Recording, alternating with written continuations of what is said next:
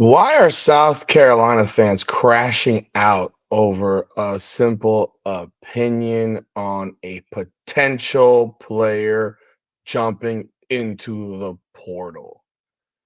Maybe y'all can explain to me why you are so ungodly sensitive about a player leaving your school, a player who doesn't play a lot of minutes leaving your school, a player who's not being used to the best of her ability leaving your school.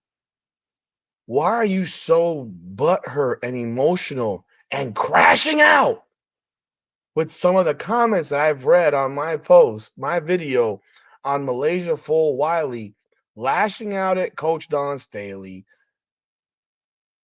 making subtle remarks that would indicate that there's a possibility that she might be considering the portal, and ignoring the fact that this girl who was an all-world player is coming off of the bench in her second year, despite the fact being the best guard they had this past season. But let's talk about this. Welcome back, everyone, to another edition of Her Game, Her Way, Women's Basketball, Rudy's Rant. We talk facts for feelings, and I get it. Y'all mad. Y'all mad. You want to be mad? Be mad. The comments that I've read, boy, oh boy. Like, subscribe, follow, leave a comment. Let me know your thoughts on this video. Since you sure as hell let me know your thoughts on the last one. I didn't make a video for clickbait. I don't clickbait. I am not that guy. Y'all have bought into the bullshit of other people who clickbait. Every video I make, the title is what I talk about.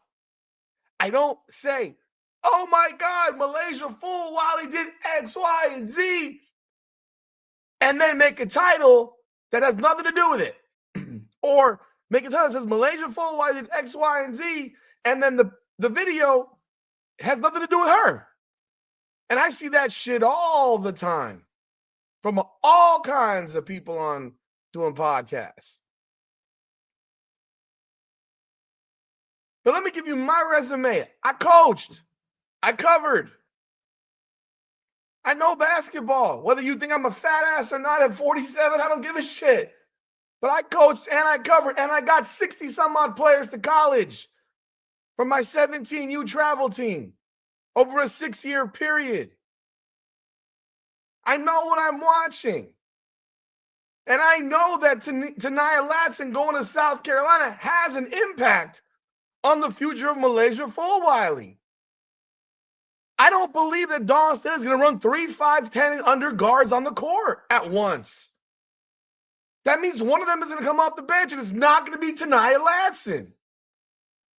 And from what we've seen from Raven Johnson, even there's a love affair with Raven Johnson. All of you guys got really butthurt about a 35% from the field shooter. Not shooter from three, just shooting percentage. She can't make a bucket. So y'all want her to start. You're not going to run 3, 5, 10, 5, 8, and 5, 8 guards. That is a defensive mismatch. Because most people, most teams, at small forward, they're small forward 6'1", 6'2". It's not 5'9", not 5'10". Tripping, man. You guys are crashing out over an opinion? I think it's hilarious. I think it's utterly hilarious.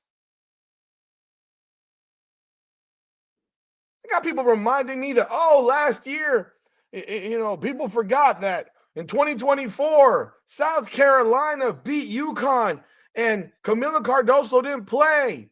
And then said, and they didn't have Sarah Strong.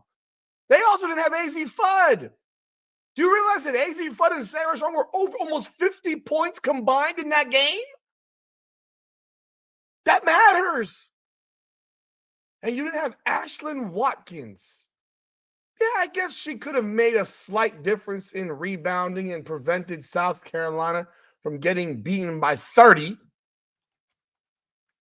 But do you think Ashlyn Watkins is the difference between a 30-point loss and a win? Someone who averages 7 points and 6 rebounds?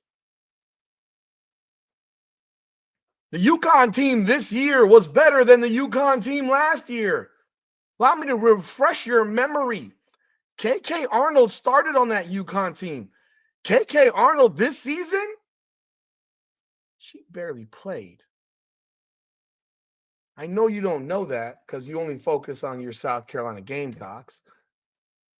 KK Arnold's mother went ape shit on Gino Ariema during this season. Yeah, she played 40 games, but her minutes decreased by almost 10. She was playing 30 minutes a game as a freshman. She was playing 21 as a sophomore. Sounds like someone you know, right? Yeah, sounds like MiLaysia Fulwiley. Except that Fulwiley never played 30 minutes as a freshman. She just played the same. She played 21 minutes or whatever and played less as a sophomore. That's the difference in having a legitimate shooting guard in AZ Fudd and having a freshman with no experience who's really more of a point guard starting. You know who also played for that team last year? Nika Mule, another guard. Ashlyn Shade. Ashlyn Shade, do you remember Ashlyn Shade playing much this year? I'm just curious. Do you remember her playing a whole lot? She played 22 minutes this year. Last year, she played 31.4. Understand that players that played on UConn's team last year played a lot less this year. They came off the bench. And you think that not having Sarah Strong and AZ Fudd doesn't matter? So, yeah, you beat them last year without Camila Cardoso. You did. Last year's UConn team was missing 50 points. I want to give you a little back. Ashlyn Shade, just so you know, she started last year. This is what Ashlyn Shade did in the tournament. Outside of the first game against Arkansas State that they won 103-34, she's played 28 minutes and had 3 points against South Dakota State. Against Oklahoma, they won by 23. She played 28 minutes. She had 12 points. Against USC, she played 13 minutes and didn't even take a shot. Against UCLA, they won by 34. She played 13 minutes and was 0 for 1, 0 points.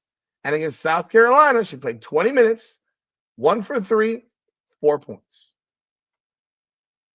She was a starter last year. This year, she's a role player off the bench. It's no shade at Ashlyn Shade. It's the reality that she is not the player that AZ Fudd is. Not remotely close. Yeah, they lost Aaliyah Edwards. Do you think Sarah Strong's better than Aaliyah Edwards is right now? Sarah Strong's skill level against Aaliyah Edwards, it's not even close. It's not even close. And then off the bench was Ice Brady and Cadence Samuels, who combined for 3 points off the bench. By the way, in that game against Carolina, KK Arnold had 2 points. Nika Mule had 6. Paige had 20, Aaliyah Edwards had 20, and Ashlyn Shade had 14. At the same time, Raven Johnson played really well, actually. 10 points, 12 rebounds, 5 assists. Tahina Powell went for 21. Ashlyn Watkins went for 15 and 9. And Chloe Kitts had 14 and 4. And it was a home game, just like this year's home game. So, no, Camila Cardoso didn't play. Great. Well, she's not on your team anymore. She's not on your team anymore. But even last year, when you played without her, you had a better team than UConn did by a lot. 2 players in women's basketball that combined for almost 50. Yeah, I think you should be aware of that. But the crash out comments, man, let me see a few of these other comments here because I just want to, I'm amused by some of them. I think they're hilarious, actually. Here's one. You sound real foolish. Mill is a walking bucket and a very good defender and is very underrated passer who is a willing passer. She just needs more time on the floor and more experience. She very good B-ball IQ and you're very bad English grammar. If she had a very good b-ball IQ, you know what? She'd be playing. Dawn Staley pulls her because she doesn't think she has a very good b-ball IQ. Someone's asking, where's the breakdown of the UCLA lost to UConn? Dang, LMAO, at least we made it to the national championship, which a lot of bloggers said we couldn't. Actually, though, I predicted South Carolina would go to the national championship. So you're not talking to me. I said South Carolina would go to the national championship. But you want me to show you? I'm happy to do it. I love being told that I'm making something up. It's amazing how a video turns into something about how you hate a squad or how you think they suck. I never said USC, South Carolina sucked. Never said it, not one time.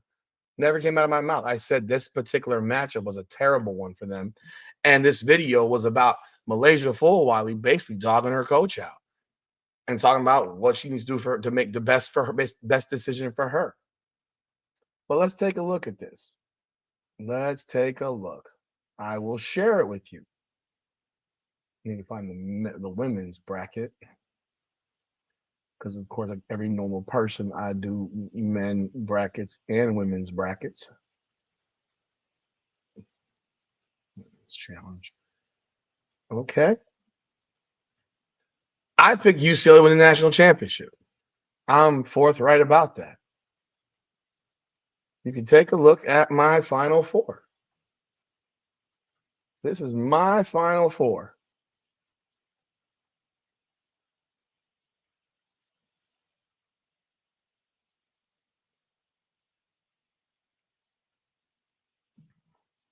That's my Final Four. I had Texas versus South. I actually had TCU versus South Carolina.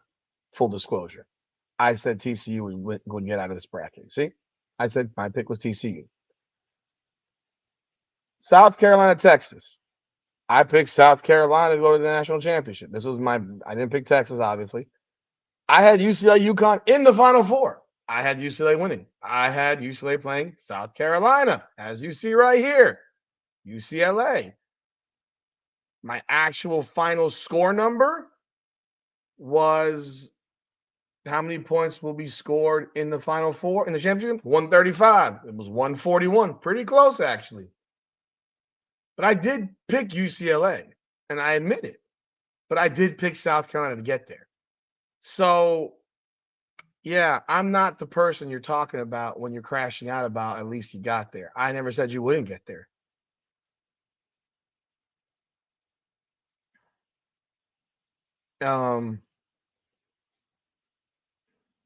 Your team didn't play well, and you okay? Someone else, I don't know if someone else is. Your team didn't play well, and you got your butts kicked on national TV. I don't know if they're talking to me or talking to somebody else. I have no idea. I don't have a team. I picked UCLA for money.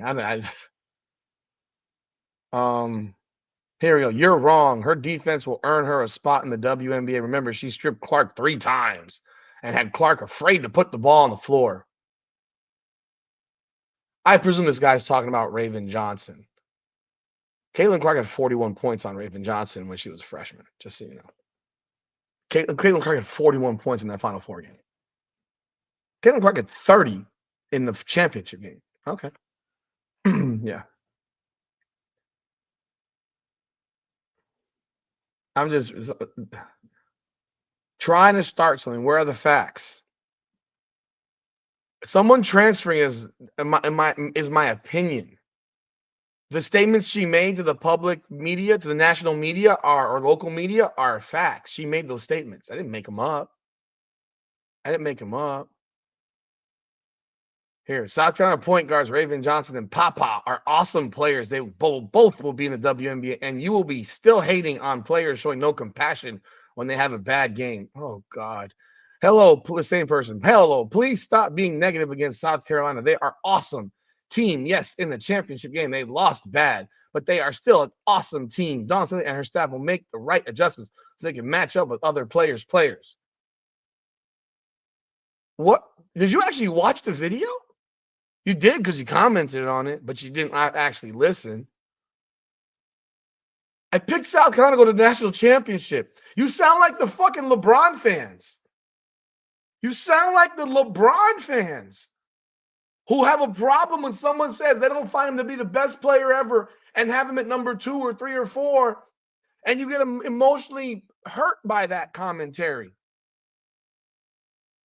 No one said South Carolina wasn't good. And yes, I still think MiLaysia Fulwiley should transfer. Will she? I don't know. I never said I knew if she would or not. I said she should. And I still think she should. Raven is a great player. She makes sure everyone touches the ball. She's not going to be a ball hog and not have to be like someone. Raven Johnson averaged less than 3 assists a game. She's your point guard. If that's a great player, then we have a different definition. So she's your point guard who averages less than 3 assists a game and shoots 35% from the field. If that's again, we have people that are turning themselves dumb in basketball and calling people great. If you're related to her, you can say it. But I know the limitations of my own children. I don't have to lie about them.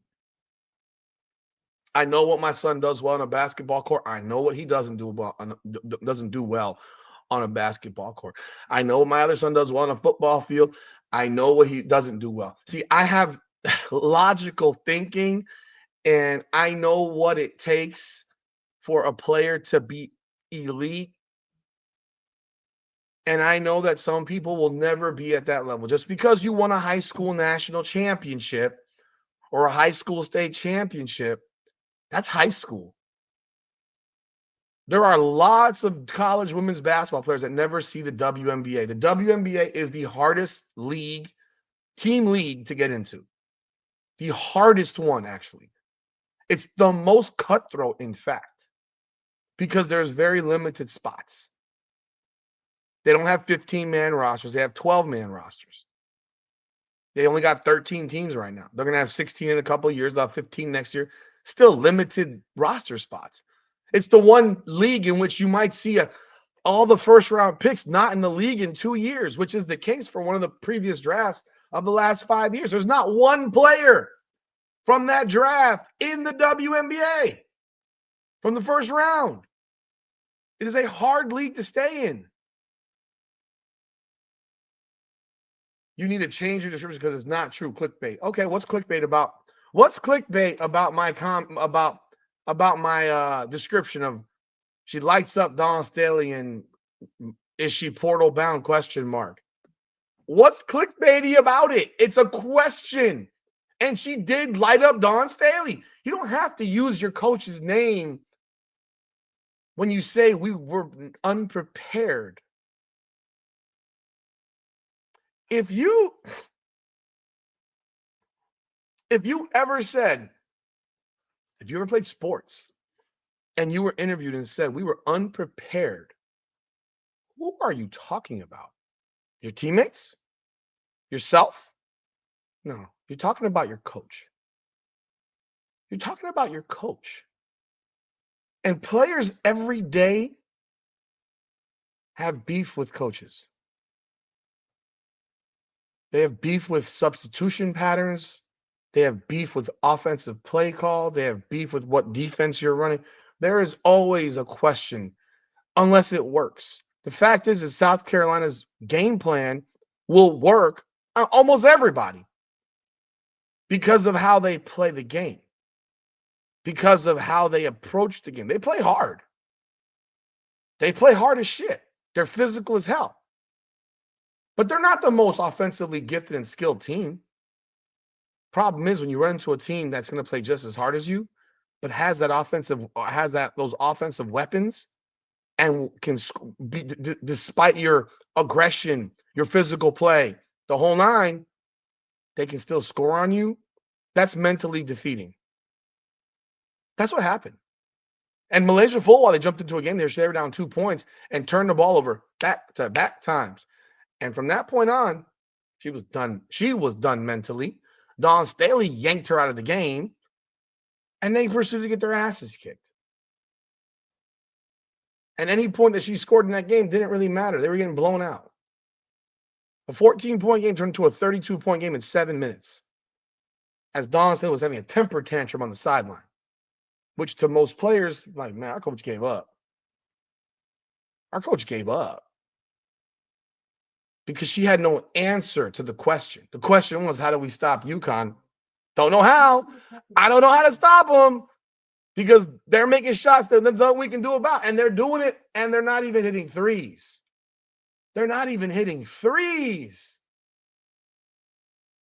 But you want to crash out about it? Crash out about it. The reality is you brought in Tania Latson, who's the nation's leading scorer, and MiLaysia Fulwiley will stick around. If she does, again, kudos to her. It ain't clickbait. And by the way, my breakdown on UCLA UConn, I did it on a live session. Go check it out. I did the breakdown on UCLA UConn on a live. Go check it out.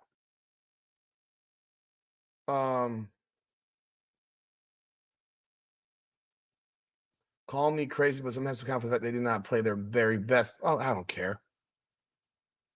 They didn't play their very best against whom? They won by 17 over Texas. They played pretty well versus Texas. They played pretty well versus Texas. They didn't play as well against Maryland. They didn't play as well against Indiana. But again, they don't have a lot of weapons offensively. Like, they don't have scorers. And their one person who you might think is a scorer is sitting on the bench. Trying to start something. Where are the facts? I didn't start anything. I've seen 10 videos like this that I did. I've seen 10 videos. I saw one that's got a lot more views than mine. And I go way deeper into it. Here, this is someone with a logical comment. This team was filled with All-Americans, but not skilled players. That's what I'm saying. The name of the game is recruiting skilled players, not big names. Don will even be involved. I said that. They got a bunch of All-Americans, but they're not skilled.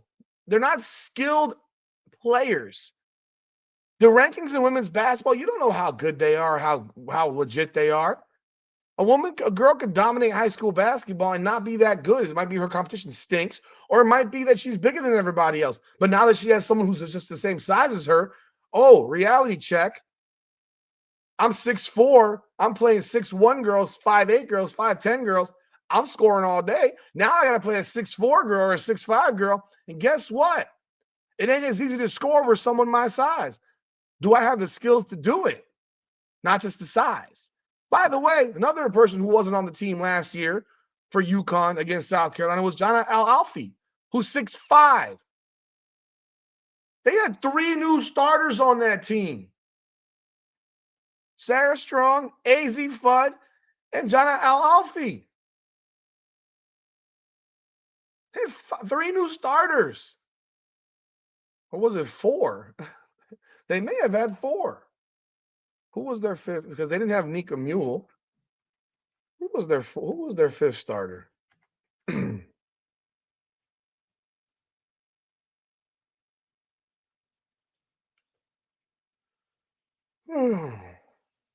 Caitlin Chen. They had 4 new starters on this team. 4. The only starter off last year's team that was a starter on this year's team is Paige Beckers. This is a different UConn team. So you being offended and crashing out, oh my God, oh my God, get a grip. By the way, guess what? You may have gotten Tania Latson. You still need a big, and Ashlyn Watkins is not the answer. She's a power forward. She's 6'3". She's 6'3". She's not the answer. And there's options out there that I've read for South Carolina that could be an option for Dawn Staley. I can tell you who they are. They are Medina Olcott out of Mississippi State. She's 6'6". Played at Mississippi State. Average 11 and 10. From Mumbai, Kenya. Played for Z-Tech University before getting a U.S. visa, which I played for the Mississippi State last year. That would be huge. See, that is a huge situation. You go get yourself a 6'6" center who averaged 11 and 10 in the SEC last year. That changes your team. That changes your game plan. That has you back with having a monster-sized person like Camila Cardoso down there. Makes a difference. Makes a huge difference. Another one here is Rashea Kyle out of Florida, 6'6" center. She's even better than the other girl, Medina Okot. 6'6", averaged 14 and 9 against South Carolina. She had 15. Another conversation, she had 23 versus Vandy, 19 against Tennessee. You think that's a difference maker for your team? Yeah. Another one here is Oyindamola Akinbolawa out of Auburn. She averaged 3 points. She's 6'5". She played in the SEC. But you get one of those first two, especially the girl from Florida. Now you're talking. But don't crash out because someone has an opinion. It makes you look weak. It's kind of sad, in fact. It's a crap. Like you're like almost like you're going through a bender or something like that. I still think MiLaysia Fulwiley should transfer. And if she does, she does. If she doesn't, she doesn't. But if she doesn't, and she spends the entire season playing 20 minutes again next year, some of y'all might start questioning Dawn Staley's decision making. I think. I don't know. But hey, glad you watched the video. Appreciate all y'all. Leave a comment. This is not clickbait. This is reality. I don't clickbait people. I don't have the energy for that. That's a waste of my time. Because I don't believe in this shit. So if I don't believe in it, you don't know me from Adam. But I don't do shit I don't believe in. So yeah, that's all I got. Let me know your thoughts in the comments. This is Her Game, Her Way, Rudy's Rant. Come on now.